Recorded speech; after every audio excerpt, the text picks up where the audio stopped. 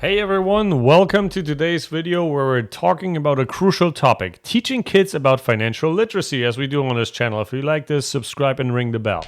But if you ever wondered how to set your children up for financial success, you're in the right place.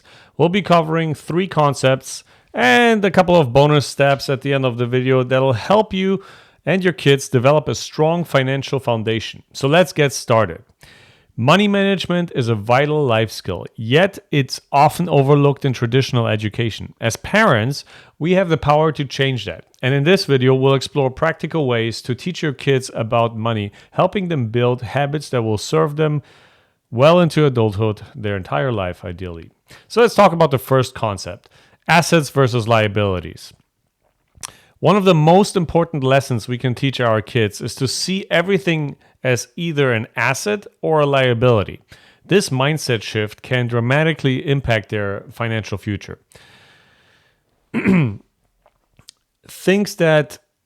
think it's important as a parent that we explain the difference between assets that are things that put money in your pocket and liabilities that are things that take money out of our pockets. Encourage your kids to think critically about their purchases. For example, ask them, is that new toy an asset or a liability? And then I know it sounds simple as an adult, but we need to really teach this to our kids at a young age, ideally.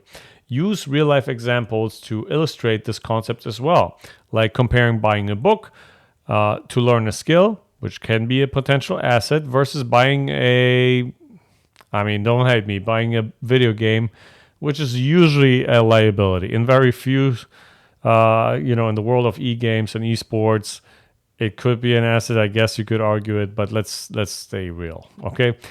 Second concept, deliberate spending. Teaching kids to spend deliberately and selectively is crucial for their financial well-being. Introduce the concept of needs versus wants. And I think it's important to have your kids create 2 lists and discuss the differences. Teach the value of comparison shopping. And you can make it a game even to find the best deals on items they want and encourage saving for bigger purchases instead of buying on impulse. And then let's come to the concept number 3 I want to discuss here, the power of goals. Setting and working towards financial goals is a habit that can set your kids up for lifelong success.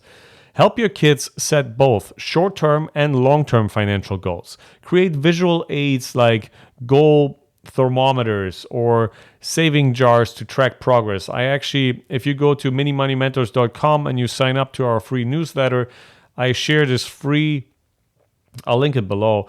I'll share this free goal tracking sheet that is very nice because your kid can actually draw their goal, what they want to buy, and there's a thermometer and really stepping stones on how to get there. So it's very interactive. But celebrate milestones along the way to keep them really motivated. Okay, so those are the 3 main concepts. But as I was researching this video, there are 10 additional tips for financial literacy that I often see wealthy families teach to their kids, okay? So let's just run through them quickly.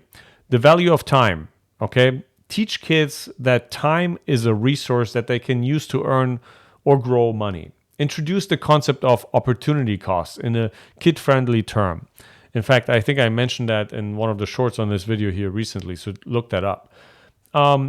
Saving habits. Set up a savings account for your child and make regular deposits together so that the child sees how it grows. Explain how interest works and watch their excitement as their money grows. Budgeting basics. Create a simple budget together using categories like save, spend, and give. Or maybe have them all their own little envelope. I do envelopes. You can use clear jars as well. But save, spend, and give.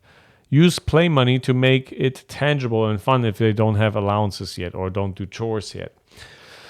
Next one, really important, is understanding debt.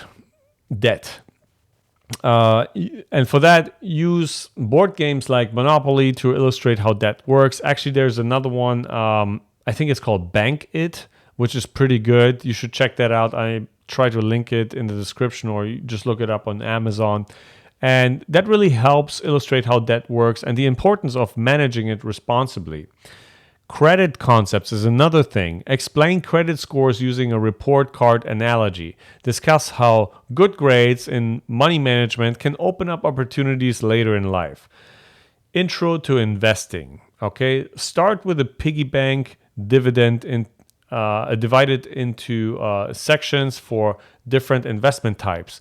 Discuss risk and reward in simple terms. Taxes simplified. Use allowances to demonstrate taxes.